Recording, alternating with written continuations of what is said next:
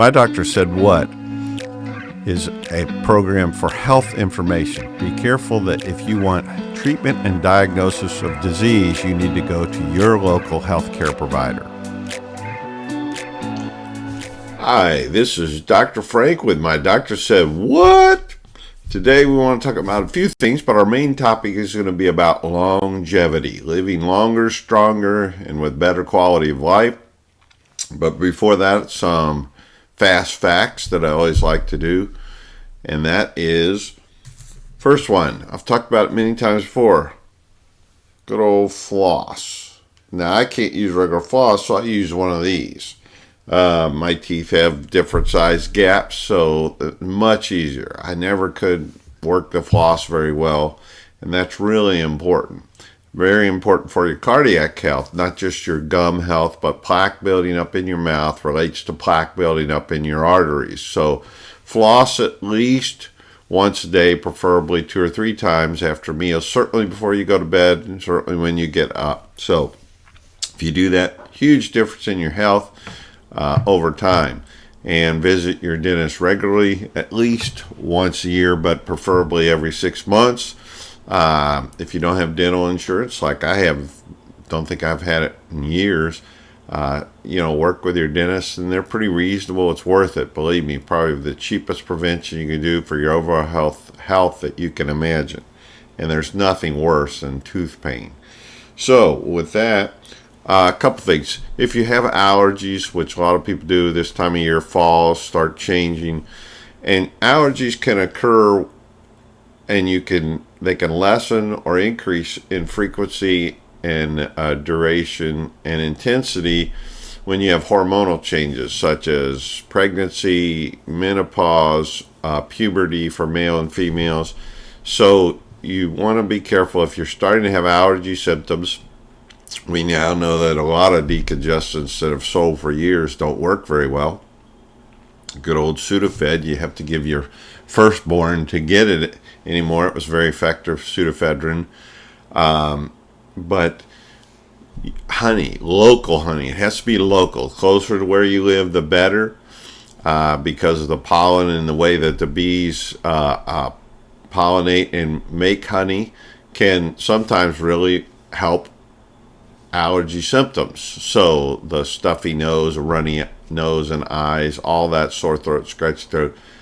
It's a weird old remedy, but it actually works. Honey's pretty amazing stuff. It's even good for slight wounds sometimes to keep bacteria out for you or your pets. Essential oils, people ask me about those all the time, and the eye of the newt's always interesting. So if you want to spend your money on that or a lot of supplements, feel free. But as far as anything other than anecdotal evidence, there's just no evidence that they do anything for you. And whatever you do not take essential oils in any way, shape, or form orally. Only put them on your skin. And like I said, I don't think that's a great idea. I really don't. You don't know what some of that contains. And someone said to me, well, they're organic, so they shouldn't bother you. Let me tell you, I've told you before, excrement, human waste is organic, but you sure don't want to put it in your mouth. So just because something's organic doesn't mean it's good for you. Just means it has a carbon base. So don't be fooled by all that. B17, I heard somebody recently told me about B17, a cure for cancer. That's been going around for 40 years. B17 is highly toxic, extremely bad for you. It can be fatal.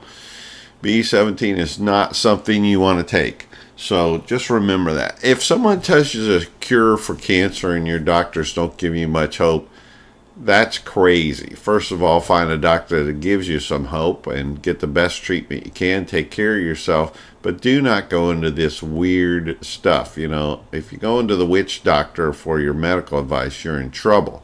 Go to your local healthcare provider for diagnosis and treatment, and always get a second opinion if you have something serious or you have concerns, because 30% of all diagnoses are not that accurate. So it doesn't mean a lot if you have a cold, but it could mean a lot if you're diagnosed with certain heart disease or cancer or whatever. So that's a decision you have to make. And if your insurance doesn't want to pay for it, argue with them. If they don't want to do it after you argue with them, and still your health. If it's serious enough, then you go for cash pay. Second opinions are not that expensive. So, opioids, last but not least. Opioids have a legitimate medical purpose. There are certain types of pain that cannot be lessened to any reasonable extent without the use of opioids. Even fentanyl is, part of what was discovered and made for extreme pain situations. If you're not in those situations and your doctor has not prescribed it, and it's only for short term or for terminal patients, then you need to stay away from opioids. Opioids have all kind of issues. If you have an operation and you have opioids afterwards for pain, a lot of times you'll find your sleep cycle is really messed up. Your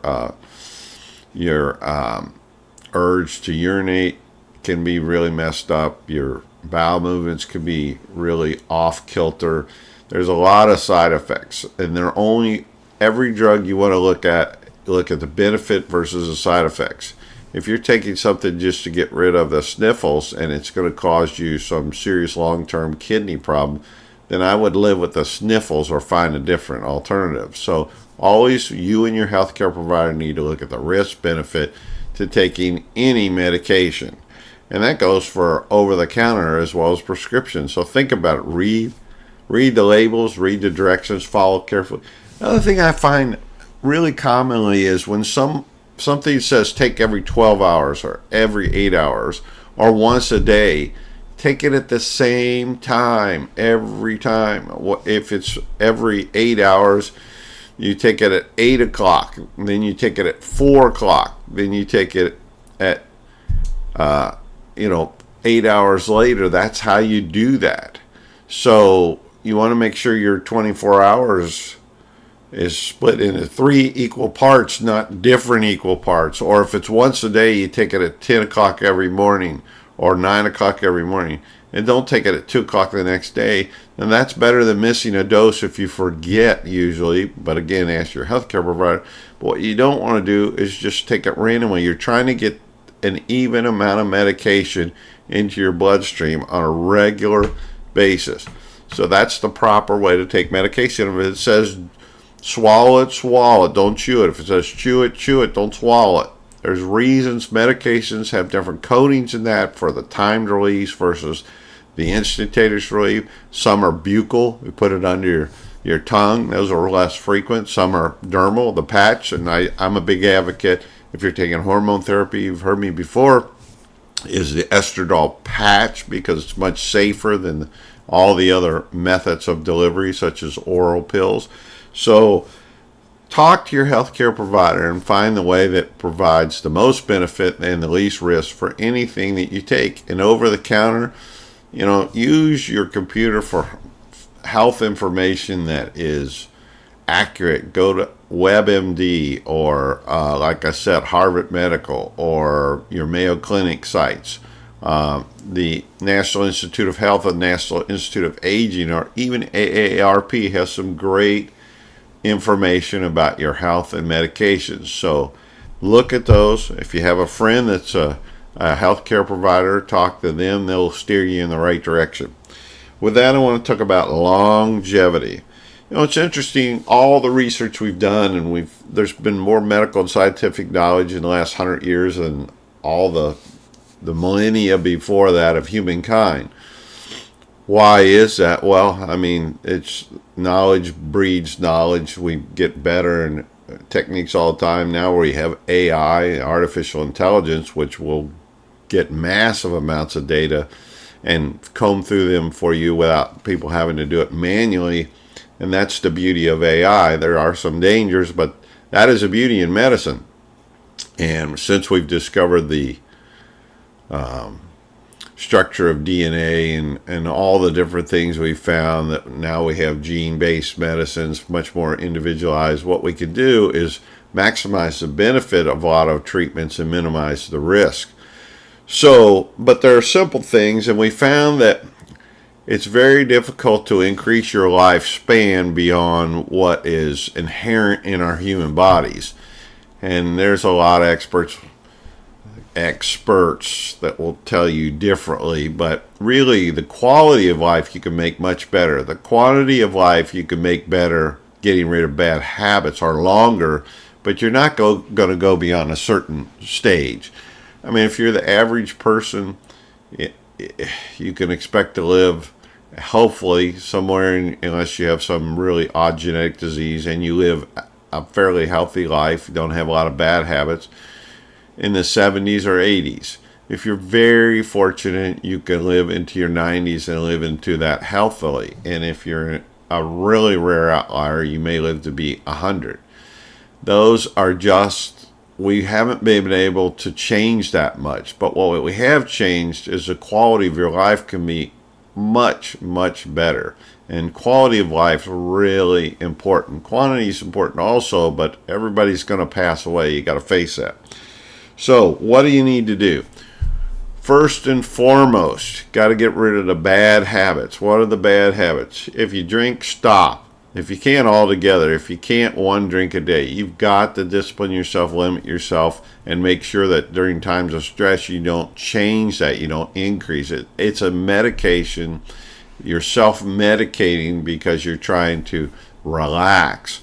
So you don't really want to do that necessarily for those reasons. If you just enjoy a drink every once in a while, I would really recommend against any daily drinking.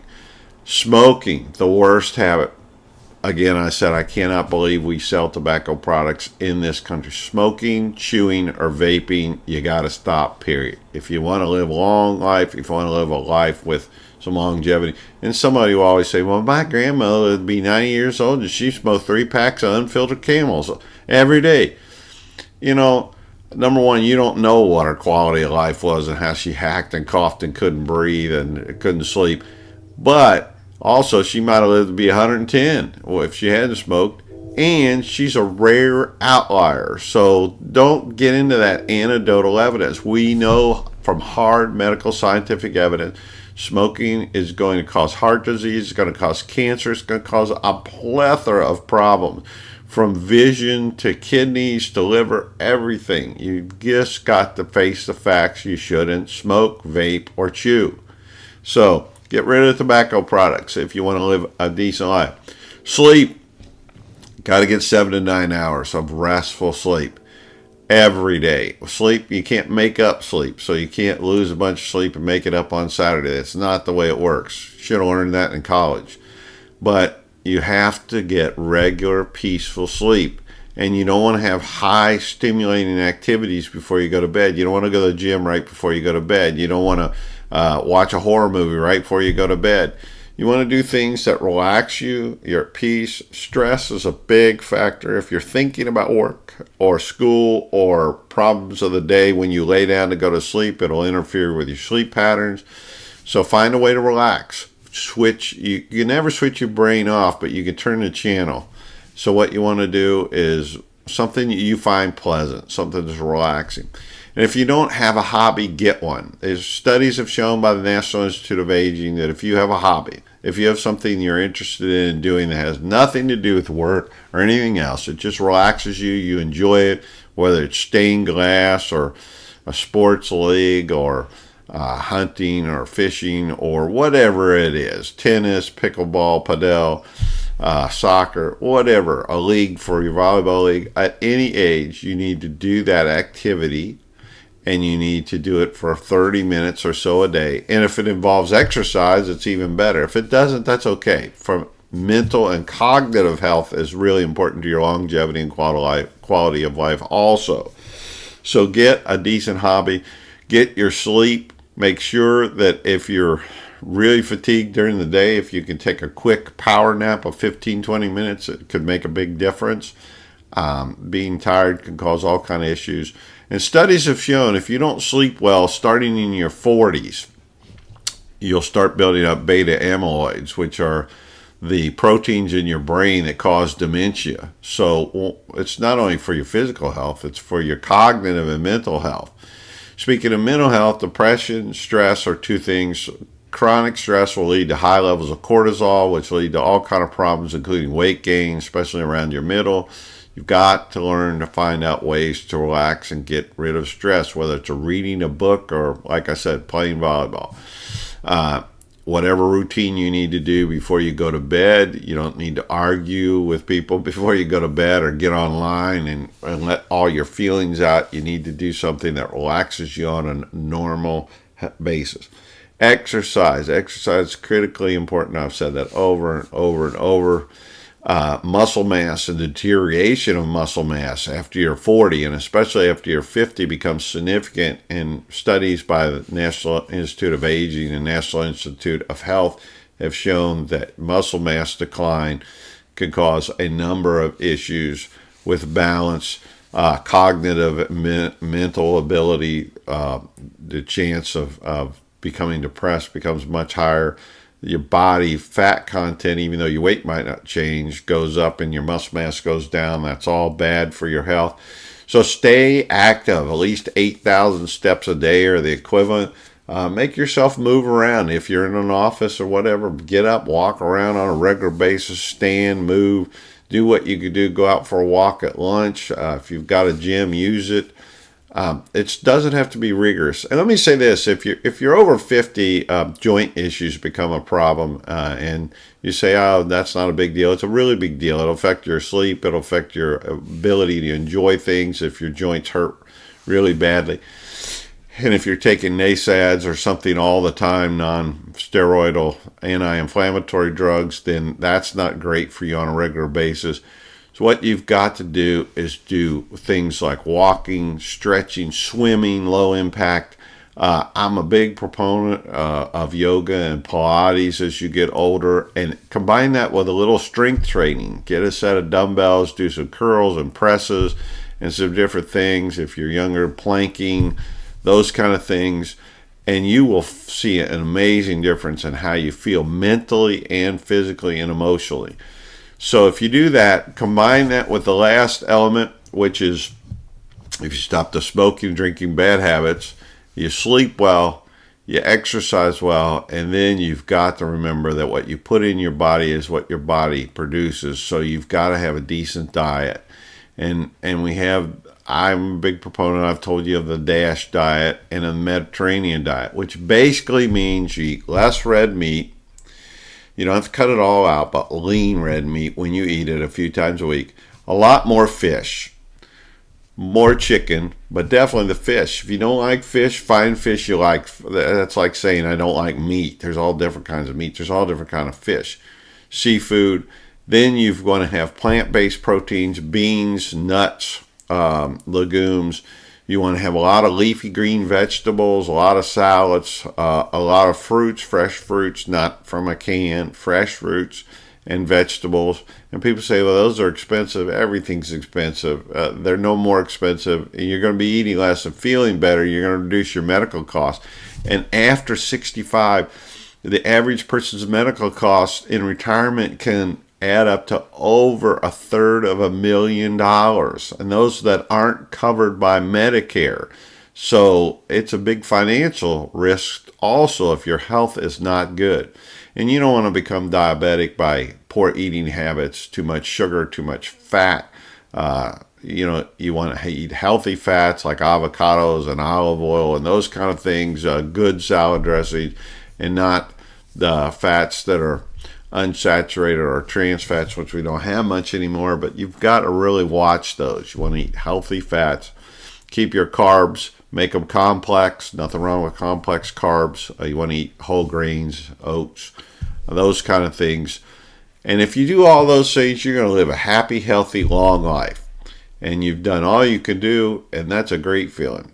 In addition, like I said, be socialized. COVID-19 taught us one thing, and that's socialization is important. Being online is not the same as socialization.